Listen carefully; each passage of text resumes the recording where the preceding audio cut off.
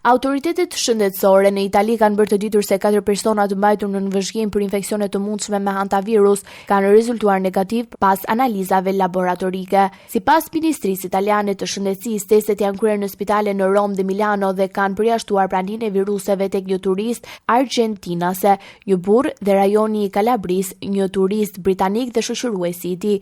Autoritetet theksuan se rreziku për përhapjen e virusit në Europë dhe në Itali mbetet shumë i ulët, ndërsa situata po monitorohet nga afër. Turistja argjentinase kishte mbërritur në Itali, në Buenos Aires dhe më pas ishte shtruar në spitalin në Sicili me simptoma pneumonie, ndërsa rastet e tjera lidhen me kontakte të mundshme me një gra holandeze që më vonë humbi jetën nga virusi. Sipas raportimeve, të gjithë personat e monitoruar kishin pasur kontakte gjatë fluturimeve ajrore me pasagjerë të lidhur me shpëtimin e regjistruar me anijen turistike MV Hondius. Ania u ankorua në ishujt Kanarie pas një ekspedite polare që ishte nisur nga Argentina. Deri tani 3 persona, një çift holandez dhe një shtetas gjerman kanë humbur jetën si pasojë e infektimit. Organizata Botërore e Shëndetësisë ka konfirmuar 9 raste të lidhura me këtë shpërthim dhe paralajmëron se mund të regjistrohen raste të tjera për shkak të periudhës së gjatë të inkubacionit. Sipas OBSH-s, hantavirusi transmetohet kryesisht nga bresit, ndërsa transmetimi mes njerëzve konsiderohet i rrallë. Ekspertët sqarojnë se simptomat fillestare ngjajnë me gripin, përfshirë ethe, lodhje dhe probleme respiratore, por organizata ndërkombëtare thekson se situata nuk konsiderohet pandemi dhe nuk është e krahasueshme me krizën e COVID-19.